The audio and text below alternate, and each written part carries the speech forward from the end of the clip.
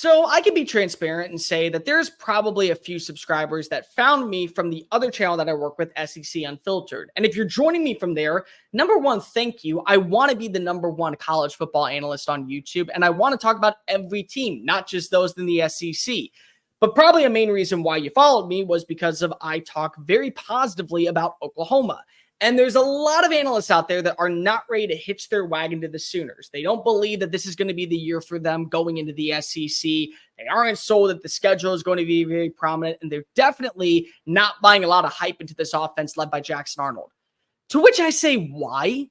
Why are we doing this? And I don't care if I have to go down with this ship. I am going to tell it honestly. The show is called Just Saying It.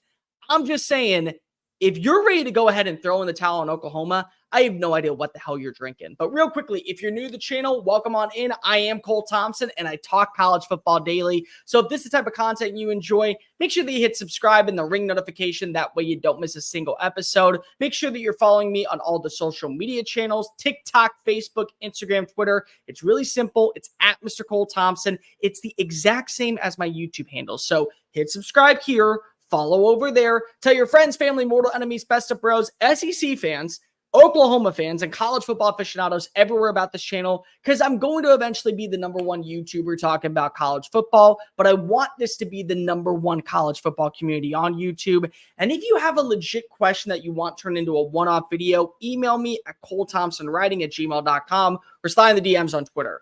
Oklahoma, guys, we have got to stop buying into the nonchalant takes that the schedule is daunting, that the conversations around this program are taking a step back, that the offensive line is going to be hindered by its success. We don't know any of that. It's like we don't know what to expect down in Alabama this year. Kalen DeBoer is a damn good coach. He is an elite mastermind when it comes to offensive scheming. But what if Kane Womack isn't up to this par? What if the defense takes a step back, and how in multiple seasons we saw the progression of what this unit was factors into them losing games instead of winning them, and they end up finishing 9-3? Well, people are going to say that Alabama underexceeded expectations. Whose expectations? Because if Oklahoma goes 8-4, wouldn't they overexceed expectations based off what the national narrative is? Not for me. For me, I think that they're a 9-3 team. I think easily they could be a 9-3 team based off what you have. Number one, whenever we talk about the offensive line, just remember that you have to throw in Bill Beatonbow's name. That is a playmaker and a mastermind when it comes to developing trench play. He just sent two guys to the first round in the last 2 years, and Tyler Guyton and Anton Harrison. And you're telling me that even though they lost Caden Green, that can't still be a team that purts out second-round picks, third-round picks, even still young up-and-coming offensive linemen that get to work for a few seasons of building that relationship with Beatonbow? Yeah, I'm going to buy stock in it. You know what else I'm buying stock in, which I already did? Deion Burks. Deion Burks was the guy I was not high on whatsoever when he was coming out of Purdue. I thought, okay, really good fit for an offense that was going to always be more so known for its rushing attack and explosive plays downfield. Well, he exploded onto the scene in Norman and has now basically made me eat crow. And I'm okay with eating it because you want to know why? That kid is fast. And he's not only fast, he's good. He can track balls like no one's business. He is a hunter in the open field looking to go and meet with players, head-on contact. He is not afraid to go up for the football. He may end up being the all-SEC player that we are not talking about going into this year. But he's one of three. You still have Andrew Anthony. Really good vertical threat down the field. Oh, and you still have Nick Anderson. How many times did he step up last year and help out Dylan Gabriel? Yeah, pretty significantly. So you have three wide receivers plus a 1-2 tandem headlined by Gavin Sawchuk at running back, which, by the way, he is going to get the more significant reps because of Tyway Walker's now in Wisconsin. You feel good about the offensive personnel. Now you just need two things to happen. Number one, the offensive line holding its own. And number two, Jackson Arnold taking that next step. Let's go talk about Jackson Arnold for a second. First real game that we saw of him was against a top 15 defense in Arizona in the Alamo Bowl, where they already didn't have their offense coordinator. There was always going to be problems. There was always going to be significant issues that were going to probably not lead to enough success for him to prove, yeah, he's the future. But if you talk to anybody on campus, talk to any of the players, talk to the personnel, talk to those who have been on the scenes reporting all the news that's coming out of Norman, There's a reason why Dillon Gabriel left, and it's because of number 11. It's because of the guy that has now taken over the football. It's the guy that now is about ready to take charge and be the X factor for this team. Jackson Arnold can lead a team to an SEC championship. I have no doubt about that. The way he throws the football, his mechanics, his tempo, his rhythm, his consistency, he's got to get better on all of those areas. But what you've seen is enough for you to feel confident and content that, yes, he can be a difference maker from the get-go. And more importantly, he can be a guy that overall stabilizes our offense. And let's talk about that defense. One of the best in college football this year? I would say so. They're not a good defense for the Big 12. They're a good defense, period. Oh, and you also are bringing back in two guys that should at least be considered top 10 players in the SEC, Billy Bowman and, of course, Danny Stunsman. You also were able to go add in Dominic Williams, the defensive lineman out of TCU. I don't know how many of you have been paying attention to TCU because they took a step back last year. He was one of the few bright spots for Joe Gillespie's unit. He was one of the few consistent playmakers in Fort Worth that was able to keep things close at times. He was one of the big reasons why, even though TCU underachieved, they still were in games because they stepped up. That defensive line was a big asset. Oh, and it was a major asset in them winning a playoff game against Michigan and also going to the national championship.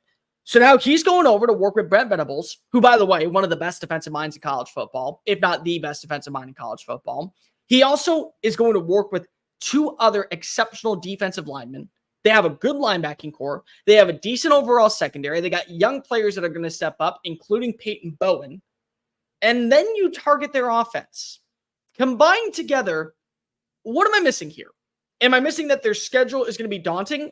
Because if I look at it, you have question marks for every other team that they play except for, I don't know, maybe two. Like maybe two if we're being completely honest. First up, you got a game against Tulane. Probably a little bit of a trickier matchup than you want to admit, but it's at home, so good for you. You then play Tennessee.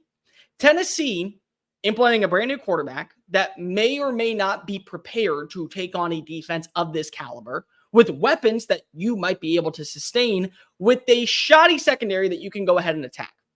I consider that a question mark game. Auburn has added in weapons. They have talent. They have guys. They have dudes. They have studs. You know what they don't have? A true identity on offense right now because we haven't seen what Peyton Thorne is going to look like in year 2 with Hugh Freeze calling the shots. I call that a question mark. Texas is not a question mark, but you know what? The game is at a neutral site location, and more importantly, it's the Red River Showdown. We all know that game with the crimson and cream, the burnt orange, that's going to be magic. It's going to be cinema. It's going to be exactly what you prepared for. South Carolina's got questions at quarterback and its offensive line. Ole Miss has got to live up to the hype. Can they? Can they actually live up to expectations going underneath Lane Kiffin? Missouri, you have no idea what this Tigers team is going to be. You think that they're going to be pretty promising, but it doesn't mean that they are. You have question marks when it comes to their offensive line, their defense now with Blake Baker gone. And then you close out the year with Alabama and LSU. Alabama, that's a trap game. That's a trap game not for the Sooners, but for the Crimson Tide. Because much like Hugh Freeze last year playing New Mexico State, his sights were already on the Iron Bowl, the first Iron Bowl that he'd be hosting. Okay, the boys going through the same thing this year. And then LSU, there's question marks defensively. Yeah, you brought in the right coordinator. You know what you missed out on? Simeon Barrow and Dominic Williams on the defensive line. And I'm not sure that even with Bo Davis coming on over, you have enough talent that can easily trounce quarterbacks in the backfield.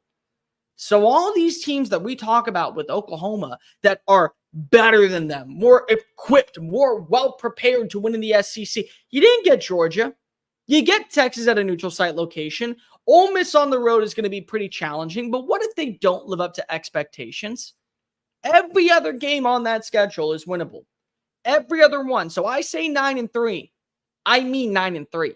I don't just go ahead and bullshit to go ahead and get likes and subscriptions and people to buy into my channel. I could easily pull off what other content creators do, but I'd rather be honest and get the right audience in here than go ahead and lie just to make you feel good about yourself. I'm not lying when I say I believe Oklahoma is better than advertised. I'm not lying when I say Oklahoma is good enough to compete with South Carolina, LSU, definitely Missouri. You can easily throw in Auburn, Tennessee. Those are 5 games that I think are all going to come down to the wire. And down to the wire, when you have those many coin flips, All you need is one play to go in your direction. You get an offensive line that's able to hold a block long enough for Jackson Arnold to target Deion, Burks, Anthony, or Nick Anderson down the field, get you inside the red zone, and then trust Gavin Sawchuk to run shit on in.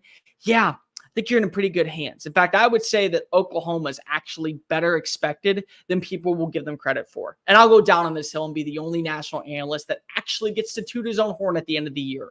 But let me know in the comment section down below, what do you think of Oklahoma? Are they good enough to be a competitor in the SEC come year one? Are they going to fall off a cliff? Do you think that they can be a legit threat in the SEC from the get-go underneath the guy in Brett Venables? Like, rate, review, subscribe, tell your friends, family, mortal enemies, best of bros, Oklahoma fans, SEC faithful, college football aficionados about this channel, because we're on the race to become the #1 YouTube show talking about our favorite sport. I'm on the race to become the #1 YouTube content creator talking college football. Make sure that also you're subscribed to all my social media channels, TikTok, Facebook, Instagram, Twitter, at Mr. Cole Thompson, and to keep up with all of our daily work and be a part of the Mailbag Monday, email me, colethompsonwriting@gmail.com, or slide in the DMs on Twitter. I'm Cole Thompson. Until next time, Oklahoma fans, I'm serious. You guys are going to be really good this year. Later. Hey, you made it to the end of the video. That's awesome. Thank you so much. But before you leave, make sure that you hit subscribe. And if you want to check out any of our other great work, make sure you click on one of the videos here. Am I pointing at the right spot? I'm not entirely sure. I'm really not.